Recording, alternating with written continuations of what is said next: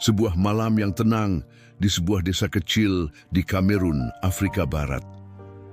Bintang bertaburan di langit, angin berhembus lembut, dan kehidupan berjalan seperti biasa.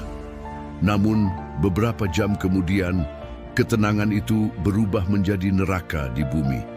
Suara gemuruh dari arah danau terdengar samar. Awalnya disangka petir atau mungkin gunung meletus di kejauhan. Namun dalam waktu singkat, seluruh desa jatuh dalam keheningan yang mematikan. Keesokan paginya, dunia di sekitar Danau Nyos menjadi seperti kuburan raksasa. Ratusan manusia dan ribuan hewan ditemukan tewas, tanpa luka, tanpa tanda perlawanan. Apa yang sebenarnya terjadi malam itu? Danau Nyos terletak di barat Laut Kamerun, di tengah kawasan vulkanik yang indah namun berbahaya. Airnya tampak tenang, biru, dan memantulkan langit dengan sempurna. Pemandangan ini menyembunyikan kekuatan destruktif yang tak terduga. Namun, di balik ketenangan itu, tersembunyi rahasia yang mematikan. Sebuah ancaman yang menunggu waktu untuk dilepaskan. Danau ini terbentuk di kawah gunung berapi purba. Di dasar danau, gas karbon dioksida terus keluar dari kerak bumi dan larut dalam air. Proses alami ini terjadi selama bertahun-tahun, membuat danau menjadi jenuh dengan gas tak terlihat. Selama bertahun-tahun, gas itu menumpuk, tak terlihat, tak berbau, namun mematikan. Gas ini terkunci di bawah tekanan air danau yang dalam. Penduduk sekitar tak pernah curiga. Bagi mereka, Danau Nyos hanyalah sumber air, tempat mencari ikan, dan latar belakang dari legenda yang hidup dari generasi ke generasi. Mereka hidup dalam ketidaktahuan, tidak menyadari bahwa danau yang mereka anggap sebagai berkah sebenarnya adalah bom waktu geologis yang siap meledak kapan saja.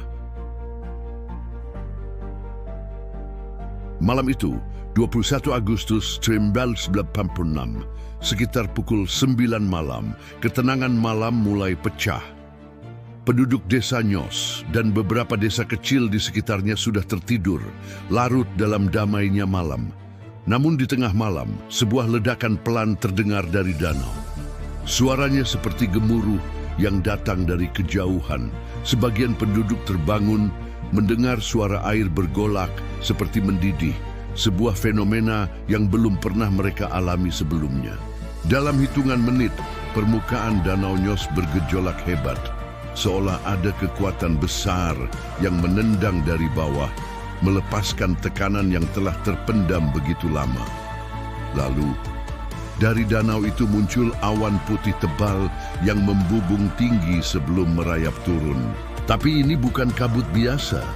Awan itu sebenarnya gas karbon dioksida murni yang dilepaskan dalam jumlah besar, diperkirakan mencapai 1,2 kilometer kubik. Gas itu lebih berat dari udara sehingga menyebar perlahan di permukaan tanah, mengalir mengikuti kontur lembah. Ia merayap diam-diam menuruni lembah dengan kecepatan hingga 50 km per jam, menyelimuti desa demi desa dalam selubung kematian.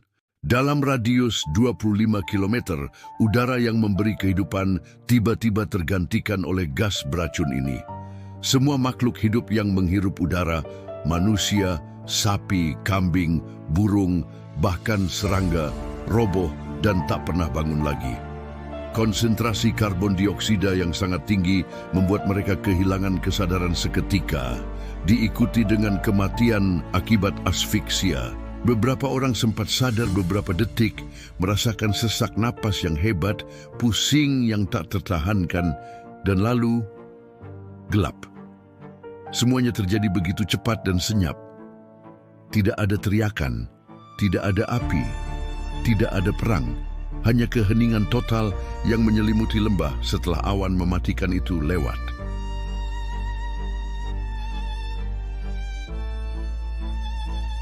Pagi harinya, langit tampak indah.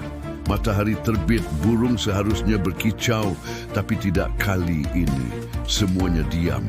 Keheningan itu begitu absolut, begitu menakutkan, seolah seluruh kehidupan telah terhapus dari muka bumi. Beberapa penyintas yang berada di tempat lebih tinggi atau di luar jangkauan awan gas perlahan turun ke desa mereka dan menemukan pemandangan yang akan menghantui mereka seumur hidup. Pemandangan itu bagaikan adegan dari mimpi buruk yang paling kelam. Tubuh-tubuh tergeletak di jalanan, anak-anak di pangkuan ibu mereka yang sudah tak bernyawa, sapi dan kambing jatuh di samping kandang. Tidak ada tanda kekerasan, tidak ada setetes pun darah. Mereka semua tampak tidur, terperangkap dalam pose terakhir mereka sebelum napas terhenti. Sebuah pemandangan tragis yang membekukan waktu.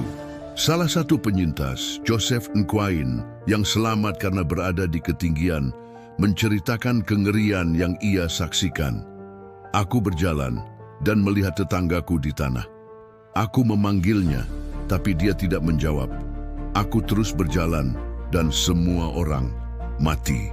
Kesaksiannya melukiskan skala kehancuran yang tak terbayangkan. Lebih dari 1.700 orang meninggal malam itu dalam tidur mereka. Dan sekitar 3.500 ternak juga ditemukan tewas, menjadi korban bisu dari amukan alam yang senyap.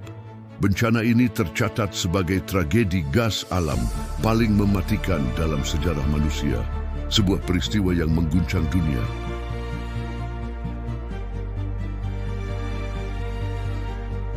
Ketika tim ilmuwan internasional tiba di lokasi beberapa hari kemudian, mereka awalnya bingung. Tidak ada tanda-tanda letusan vulkanik konvensional, tidak ada lava, tidak ada abu, tidak ada kerusakan fisik pada bangunan. Desa-desa itu utuh, namun penghuninya telah tiada. Namun, setelah dilakukan analisis mendalam terhadap air danau dan lingkungan sekitarnya, mereka menemukan penyebabnya. Letusan limnik, sebuah fenomena geologis langka ketika gas beracun yang terlarut di dasar danau dalam tiba-tiba dilepaskan ke udara secara masif. Di Danau Nyos, jutaan ton karbon dioksida telah menumpuk di bawah tekanan air selama bertahun-tahun, mengubah danau menjadi wadah raksasa berisi gas terkompresi.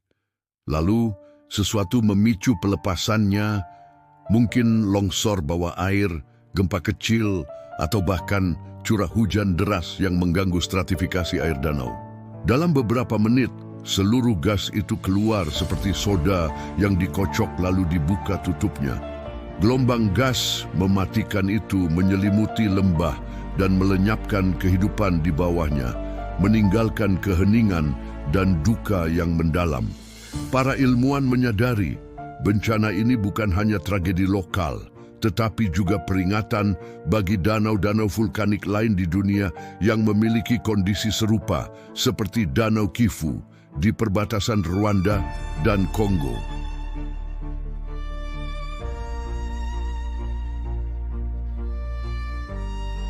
Menghadapi skala tragedi yang luar biasa, pemerintah Kamerun dengan bantuan internasional segera mengevakuasi ribuan penduduk yang selamat dari wilayah sekitar danau. Mereka direlokasi ke tempat yang lebih aman untuk mencegah terulangnya bencana. Tim ilmuwan dari Prancis dan Amerika kemudian merancang sebuah solusi inovatif. Mereka membangun sistem pipa besar yang menembus ke dasar danau. Tujuannya mengeluarkan gas karbon dioksida secara perlahan dan terkendali, seperti membuka katup pengaman pada sebuah bejana bertekanan. Pipa-pipa ini menciptakan efek sifon, menyedot air kaya gas dari dasar danau ke permukaan, di mana gas tersebut dilepaskan ke atmosfer dalam jumlah yang aman. Hingga kini, sistem itu masih bekerja. Sebuah air mancur buatan yang terus-menerus memuntahkan air dan gas, menyelamatkan ribuan nyawa di desa-desa yang masih hidup di sekitar Danau Nyos. Namun luka batin para penyintas tidak akan pernah benar-benar sembuh. Mereka kehilangan keluarga, rumah, dan seluruh kehidupan mereka hanya dalam satu malam yang senyap. Kini, Danau Nyos terlihat tenang lagi.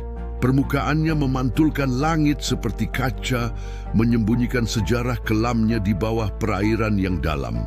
Namun di dalamnya masih tersimpan potensi bahaya yang terus diawasi. Para ilmuwan terus memantau kadar gas dan kestabilan dinding danau. Ada kekhawatiran lain. Jika dinding alami danau yang terbentuk dari batuan vulkanik itu runtuh, air dalam jumlah besar bisa meluap dan menyebabkan banjir bandang dahsyat, membawa bencana baru bagi wilayah di bawahnya. Danau Nyos menjadi simbol kekuatan alam yang luar biasa. Indah namun mematikan jika disepelekan. Sebuah monumen alami yang mengingatkan manusia akan kerapuhan eksistensi kita di hadapan kekuatan geologis yang tak terlihat.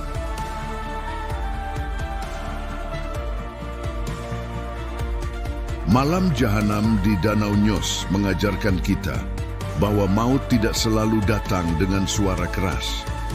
Kadang ia datang dalam diam, seperti kabut yang turun dari danau, mengambil kehidupan tanpa sepatah kata pun. Dan di antara keheningan itu tersisa satu pesan dari bumi. Jangan pernah remehkan kekuatan alam.